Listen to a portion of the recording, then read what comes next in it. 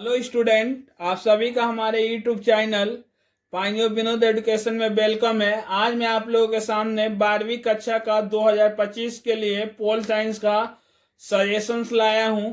आप लोग मेरे यूट्यूब चैनल्स पर देख सकते हैं कि 2022 में मैं जो क्वेश्चंस बोला हूं वही क्वेश्चंस पोल साइंस में आया है। 2023 में भी मैं जो क्वेश्चंस बताया हूं वही क्वेश्चंस एग्जाम में आया है, और 2024 में भी मैं जो क्वेश्चंस बताया हूं वही क्वेश्चंस आया। और मैं 100% के साथ बोल रहा हूं कि 2025 में भी मैं जो क्वेश्चन दे रहा हूं उससे आपको 100% ही एग्जाम में आएगा।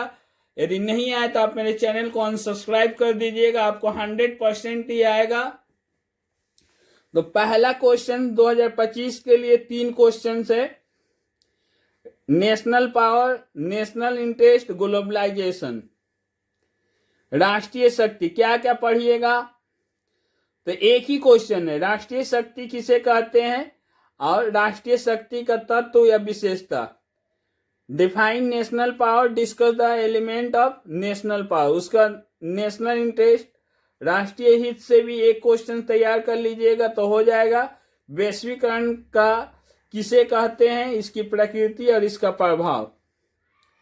ये 3 में से कोई 2 क्वेश्चंस आपको एग्जाम में दिया रहेगा और आपको करना एक ही रहेगा। यानी आप लोग राष्ट्रीय शक्ति और राष्ट्रीय हित याद कर लीजिएगा तो आपको एक क्वेश्चन 100% मिल रहा है।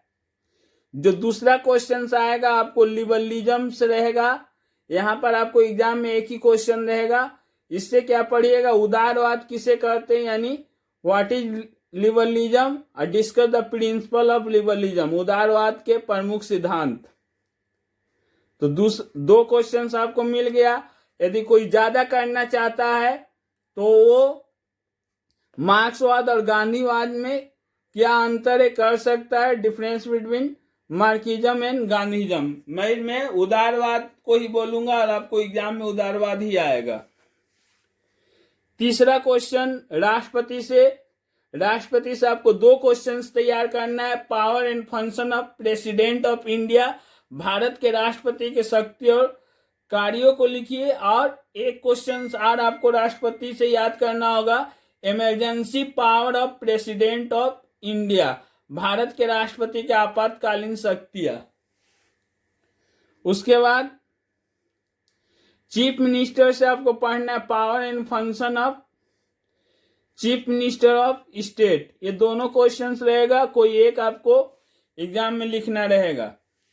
चौथा question power and function of Indian parliament, भारतीय संसद के शक्ति और कार्य। ये क्वेश्चंस आपको एग्जाम में छप गया है। उसके बाद process of law making in Indian parliament, भारतीय संसद में कानून बनाने की प्रक्रिया। 4 क्वेश्चंस आपको मिल जाएगा। लेकिन 5वां जो क्वेश्चन है वहां पर थोड़ा सा ट्विस्ट है, वो आपको चैप्टर 9 से भी दे सकता है और चैप्टर 6 से भी दे सकता है। तो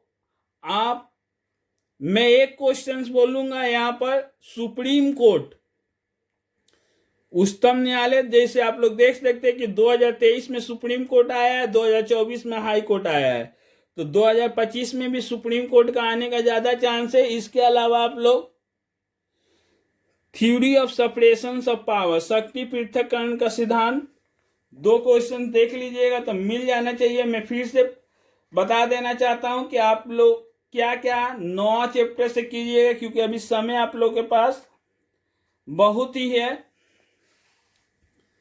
तो इसमें क्वेश्चन जो पढ़ना है, composition and function of supreme court, उच्चतम न्यायालय या सर्वोच्च न्यायालय के गठन और कार्य। लोक अदालत को हिंदी में भी लोक अदालत बोलते हैं, कंज्यूमर कोर्ट को हिंदी में उपभोक्ता अदालत बोलते हैं।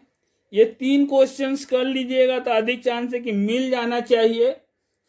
मगर मैं पेपर नहीं बना रहा हूं, मगर ये 4 क्वेश्चन में मैं श्योर हूं 100% कि आपको मिलेगा ही। मेरे ख्याल से 3 क्वेश्चंस में से आ जाना चाहिए। उसके बाद से फीचर्स ऑफ इंडियन जुडिशियल, भारतीय न्याय व्यवस्था की विशेषता, और जुडिशियल रिव्यू, न्यायिक पुनरावलोकन। न्यायिक पुनरावलोकन के बारे में क्या जानते हो, न्यायपालिका की स्वतंत्रता की रक्षा किस प्रकार से की जा सकती है, व्याख्या। चैप्टर 9 में टोटल 5 क्वेश्चन है। इसी में से अभी देखिए जो प्रीवियस ईयर्स का जितना एग्जाम हुआ है उसमें चैप्टर 6 से पूछ नहीं रहा है। चैप्टर 6 से ऑब्जेक्टिव दे रहा है और 9 से ही लॉन्ग क्वेश्चन पूछ रहा है। तो 2025 ये सिलेबस का अंतिम साल है, आपको लॉलीपॉप क्वेश्चन ही देने का ज्यादा चांस है। तो सुप्रीम कोर्ट याद कर लीजिए। उसके बाद से चैप्टर 6 से आप लोग क्या क्या पढ़िएगा, theory of separation of power, शक्ति पृथक्करण के सिद्धांत। क्या क्या याद कीजिएगा, शक्ति पृथक्करण सिद्धांत से क्या समझते हो, शक्ति पृथक्करण सिद्धांत के पक्ष और विपक्ष में तर्क लिखिए। बाइकैमलिज्म, द्विसदनीय व्यवस्थापिका, क्या क्या पढ़िएगा, व्हाट डू मीन बाय बाइकैमलिज्म, द्विसदनीय व्यवस्थापिका से क्या समझते हो, और द्विसदनीय व्यवस्थापिका के पक्ष और विपक्ष में तर्क। एक सदनीय व्यवस्थापिका किसे कहते हैं, एक सदनीय व्यवस्थापिका के पक्ष और विपक्ष में तर्क। एक सदनीय व्यवस्थापिका को यूनिकैमलिज्म इंग्लिश में कहते हैं। तो इससे बाहर आपको आ ही नहीं सकता, मैं जितना लिखा हूं उससे बाहर आपको आ ही नहीं सकता है। पोल साइंस में 12वीं कक्षा में आप कम मेहनत में भी आर्ट्स में अधिक मार्क्स उठा सकते हैं। 12 में जो चारों बोला हूं ये चारों आपको 100% आ रहा है। और सम में क्या है, 2 ही क्वेश्चन है। सम में आप देखिए यहाँ पर 3 क्वेश्चन में 2 भी याद कीजिएगा तो आपको हो जाएगा, क्योंकि वैश्वीकरण 2024 में नहीं आया है, इसके कारण से इसको रखना पड़ा है।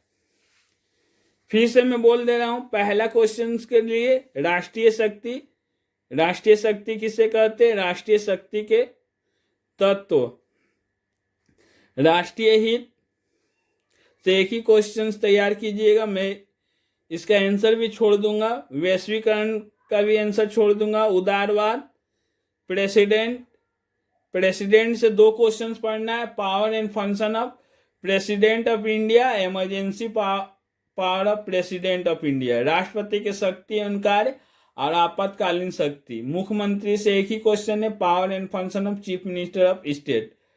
इसके अलावा आप लोग के मन में एक प्रश्न उठ रहा होगा कि सर आप तो लॉन्ग क्वेश्चंस बता दिए, ऑब्जेक्टिव क्वेश्चंस हम लोग कहाँ से करेंगे। तो ऑब्जेक्टिव क्वेश्चंस करने के लिए आप लोग जो प्रीवियस ईयर्स का एग्जाम हुआ है उसका पेपर आपको मिल जाएगा। अगर नहीं मिलेगा तो कमेंट कीजिएगा, मैं डाल दूंगा। 2015 से 2023 तक जो क्वेश्चंस आया बोर्ड में उसी में से आपको अधिकतर शॉर्ट क्वेश्चंस भी आपको मिल जाएगा। उसमें 2024 में जो क्वेश्चंस आ गया है उसको आपको हटा देना, नहीं तो 2015 से आप लोग 23 तक कर लीजिएगा तो शॉर्ट क्वेश्चंस भी आपको मिल जाएगा। बड़ा और छोटा मैं दोनों ही बता दिया। उम्मीद कर रहा हूं कि बच्चे अभी से ही पढ़ाई में मन लगाकर पढ़ना स्टार्ट कर देंगे ताकि 2025 में वे 80-90% मार्क्स के साथ पास करेंगे। यदि वीडियो आपको अच्छा लगे तो वीडियो को लाइक करें तथा ऐसे ही वीडियो को देखने के लिए हमारे चैनल को सब्सक्राइब करें।